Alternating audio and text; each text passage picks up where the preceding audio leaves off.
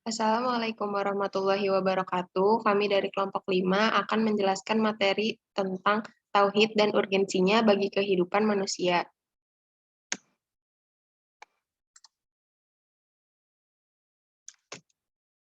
Anggota kelompok kami yaitu Takia Hanifah, NIM 111, Stella Nuri Putri, NIM 120, Okfi Naila Hermawati, NIM 114, dan Eka Pratiwi Setiawati, NIM 144. Selanjutnya, materi akan dibacakan oleh Ochfi.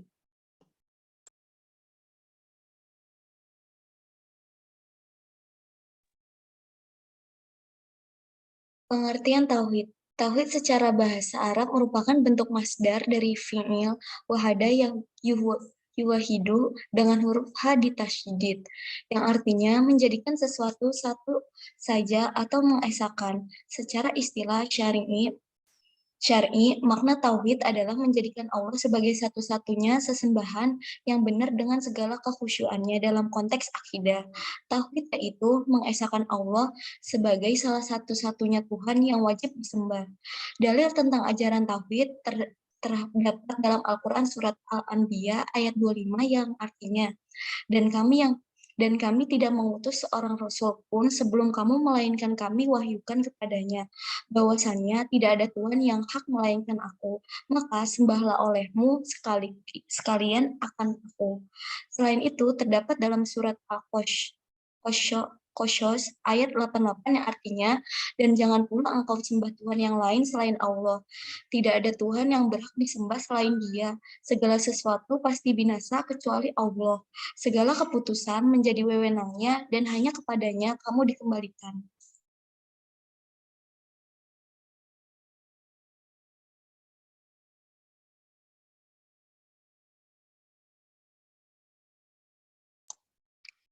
Tauhidullah. Sebagai Muslim, kita wajib meyakini tauhidullah. Secara bahasa, tauhidullah berarti menyatukan Allah, mengesahkan Allah, atau mengakui bahwa Allah itu satu. Sedangkan secara istilah, tauhidullah bermakna mengesahkan Allah dalam hal-hal yang merupakan kekhususan bagi Allah, serta tidak menyekutukannya dengan apapun, baik dalam hal rububiyahnya, uluhiyahnya, maupun asma, nama-nama, dan sifat-sifatnya. Tauhidullah di dalam ajaran Islam mencakup tauhidul rububiyah, tauhidul mulkiyah, dan tauhidul uluhiyah. Pertama, ada tauhidul rububiyah. Tauhidul rububiyah artinya mengesahkan rububiyatullah, yakni mengakui dan meyakini Allah Ta'ala sebagai satu-satunya Rob. Dialah khaliqan, pencipta, rozikon, pemberi rizki, dan malikan, pemilik.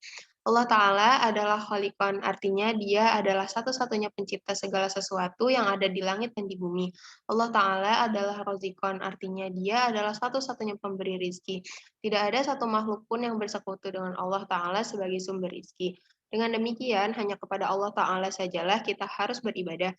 Dialah Robban Maksudan, Rob yang dituju. Yang kedua, ada Tauhidul Mulkiyah. Tauhidul Mulkiyah artinya mengesahkan mulkiyatullah. Dialah walian, pemimpin atau pelindung, dan hakiman yang menetapkan aturan atau hukum. Tiada yang berhak dianggap atau dijadikan pemimpin dan pelindung hakiki kecuali Allah Azza wa Jalla. Allah adalah hakiman, artinya dia adalah satu-satunya pembuat hukum atau ketetapan tentang segala sesuatu yang berkaitan dengan akidah dan ibadah, ataupun syariah dan muamalah. Konsekuensi dari pengakuan Allah Ta'ala sebagai hakiman adalah keyakinan bahwa tidak ada yang berhak menentukan aturan-aturan kecuali Allah Ta'ala. Tidak ada yang diperkenankan menentukan halal dan haram, boleh dan tidak boleh, benar dan salah, kecuali dengan mengikuti dan menyesuaikan dengan perintah serta ketetapan Allah Ta'ala.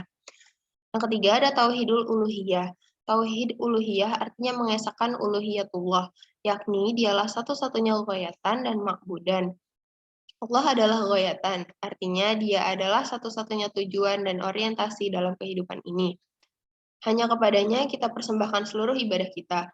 Allah adalah makbudan, artinya dia adalah satu-satunya zat yang diibadahi. Kepadanya kita berdoa. Al-Mu'min ayat Quran surat Al-Mu'min ayat 60. Dialah Allah ilahan ma'budan, ilah yang berhak disembah. Tauhidullah ini diproklamirkan oleh setiap muslim dengan kalimat yang ringkas dan padat, la ilaha illallah.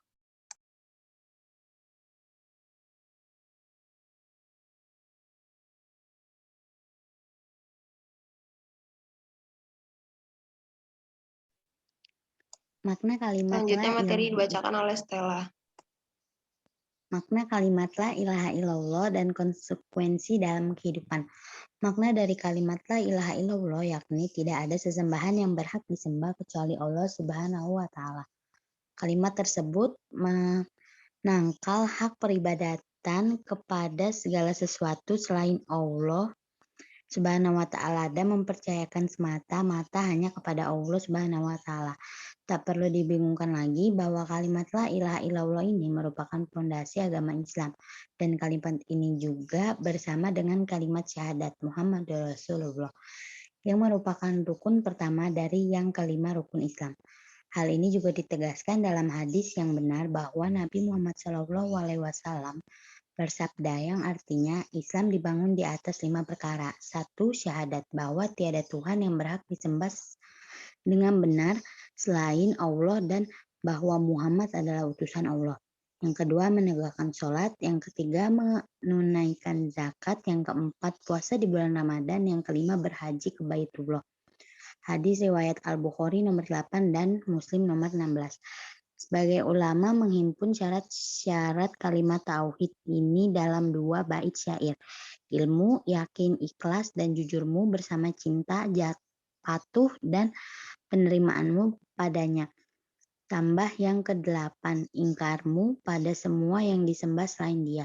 1-2 bait ini mengumpulkan semua syarat kalimat tauhid. Ilmu sebagai lawan dari tidak tahu.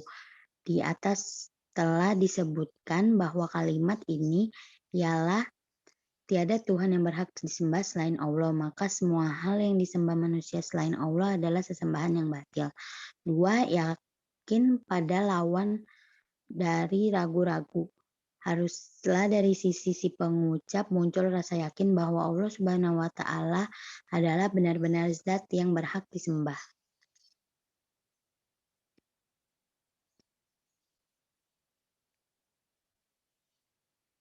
Yang ketiga, ikhlas, yaitu dengan seorang hamba memurnikan semua ibadahnya hanya kepada Tuhan, Allah Subhanahu wa taala.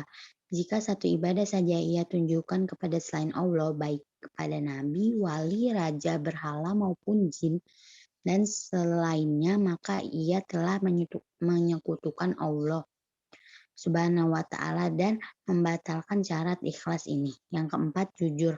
Maknanya ialah orang yang mengucapkan kalimat syahadat haruslah mengucapkan tulus dari dalam hatinya. Hatinya sesuai dengan lisannya dan lisannya sesuai dengan hatinya. Jika ia mengucapkan lisan saja sedangkan hatinya tidak mengimani maknanya, maka kalimat ini tidak bermanfaat baginya dan dengan demikian ia tetap berstatus kafir seperti seluruh orang munafik. Yang kelima, cinta. Maknanya ia harus mencintai Allah Azza wa Jalla. Jika ia mengucapkan kalimat ini namun tidak mencintai Allah, maka tetap menjadi kafir. Tidak termasuk ke dalam Islam sebagaimana orang-orang munafik. Dalilnya ialah firman Allah yang artinya, katakanlah Muhammad, jika kamu mencintai Allah, ikutilah aku, niscaya aku mencintaimu. Quran Surat Ali Imran ayat 31. Dan firmannya yang berartikan, dan di antara manusia ada orang yang menyembah Tuhan selain Allah sebagai tandingan yang mereka cintai seperti mereka mencintai Allah. Quran Surat Al-Baqarah ayat 165. Pentingnya mempelajari tauhid. Banyak sekali orang yang mengaku Islam, akan tetapi jika kita menanyakan kepada mereka apa itu tauhid, maka sedikit tidak banyak yang bisa menjawabnya. Seseorang mengaku menyembah Allah namun ia tidak mengenal Allah yang disembahnya. Ia tidak tahu bagaimana sifat-sifat Allah, tidak tahu nama-nama Allah, tidak mengetahui apa hak-hak Allah yang wajib dipenuhinya. Yang akibatnya ia tidak mentauhidkan Allah dengan benar dan menjerumuskan dalam perbuatan syirik. Waliyuzubillah. Maka sangat penting dan urgent bagi setiap muslim mempelajari tauhid yang benar. Bahkan inilah ilmu yang paling utama. Syekh Muhammad bin Salih Al-Utsaimin berkata, sesungguhnya ilmu tauhid adalah ilmu yang paling mulia dan ilmu paling agung kedudukannya. Setiap muslim wajib mempelajari, mengetahui, dan memahami ilmu tersebut karena karena merupakan ilmu tentang Allah Subhanahu wa Ta'ala, tentang nama-namanya, sifat-sifatnya, dan hak-haknya atas hambanya.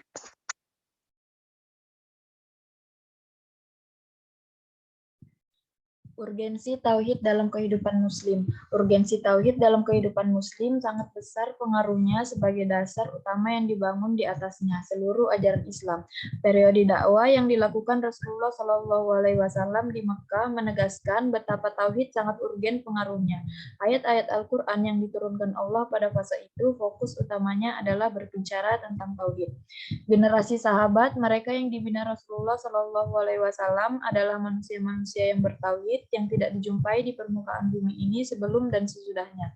Tauhid mampu merubah manusia menjadi manusia yang perilakunya sesuai dengan keinginan Allah Subhanahu wa Ta'ala. Mungkinkah kita menjadi orang yang bertauhid seperti yang diinginkan?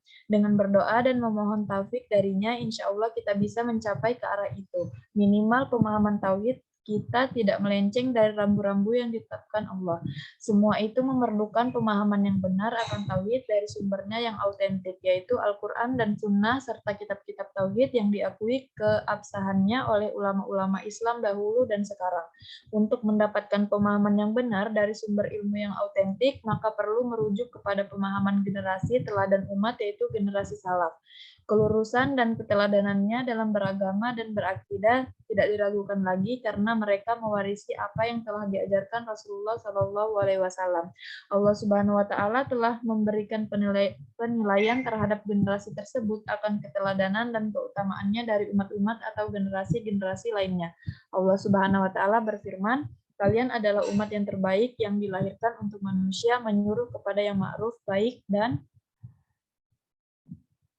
sebaik-baik generasi ialah generasiku, generasi yang sejaman dengan Rasulullah SAW yang dalam hal ini adalah sahabat radhiyallahu anhu, kemudian generasi sesudah mereka, generasi yang belajar Islam dari sahabat Nabi, dalam hal ini disebut generasi tabi'in.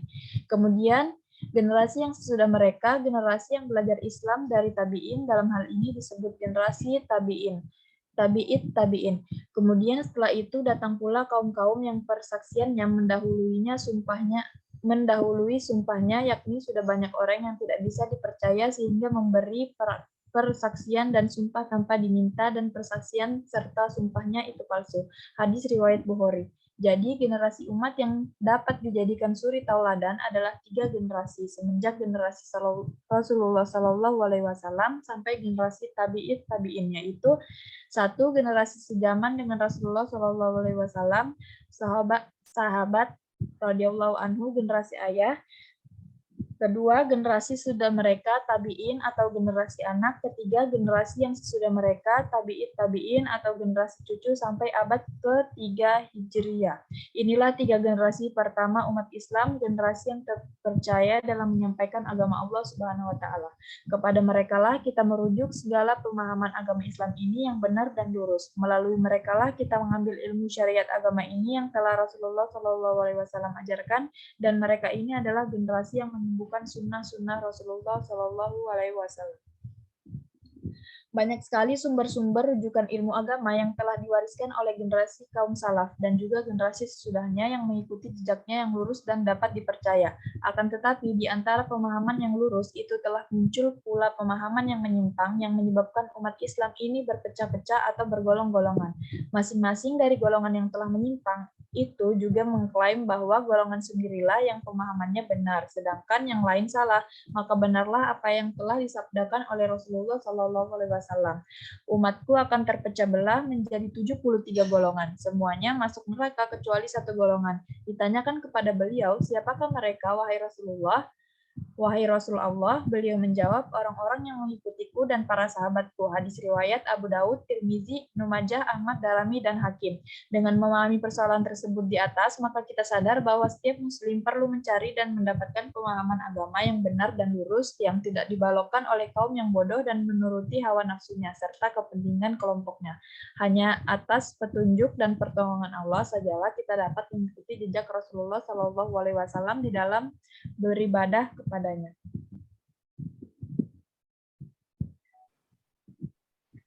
Pengaruh tauhid dalam kehidupan. Yang pertama, orang yang bertauhid dan beriman kepada Allah dan Rasul-Nya pasti tahu mengapa Allah Subhanahu wa Ta'ala menciptakannya sehingga ia berada di atas jalan yang lurus. Ia mengetahui dari mana awal dan kemana akhir hidupnya, jauh dari kebutuhan dan kesesatan firman Allah. Maka, apakah orang yang berjalan terjungkal di atas mukanya itu lebih banyak mendapatkan petunjuk ataukah orang-orang yang berjalan tegap di atas jalan yang lurus? Quran Surat Al-Mulk ayat 22. Tauhid yang kedua, tauhid menjadikan hati-hati manusia bersatu dengan Rob yang satu kitab, satu risalah, dan satu kiblat. Dan iman juga menjadikan manusia saling mencintai dan bersaudara seperti firman Allah Subhanahu wa Ta'ala yang artinya orang-orang beriman itu sesungguhnya bersaudara. Sebab itu damaikanlah, perbaikan hubungan antara kedua saudaramu itu dan takutlah terhadap Allah supaya kamu mendapat rahmat. Quran Surat Al-Hujurat ayat 10. Yang ketiga, bila iman telah menyebar luas di masyarakat, maka pastilah akan membuahkan amal soleh yang diridhoi Allah Subhanahu wa Ta'ala, sehingga membuka berbagai pintu kebaikan dan mendatangkan pertolongan Allah dalam menghadapi musuh-musuh mereka. Jikalau sekiranya penduduk negeri-negeri beriman dan bertakwa, pastilah kami akan melimpahkan kepada mereka berkah dari langit dan bumi. Tetapi mereka mendustakannya, ayat-ayat kami. Maka kami siksa mereka disebabkan perbuatannya. Quran Surat Al-A'raf ayat 96. Hai orang-orang mukmin, jika kamu menolong agama Allah, niscaya Dia akan menolongmu dan menunjukmu kedudukanmu. Quran Surat Muhammad ayat 7. Itulah dulu kaum muslimin. Sebelumnya mereka adalah orang-orang yang lemah dan miskin. Namun mereka beriman dan beramal soleh hingga Allah membuka pintu-pintu keagungan di dunia untuk mereka. Allah cukupkan mereka dengan karunia-Nya dan Allah tolong mereka dari musuh-musuh mereka dengan pertolongan yang gilang gemilang. Sekian presentasi dari kelompok kami. Mohon maaf apabila ada kesalahan. Wassalamualaikum warahmatullahi wabarakatuh.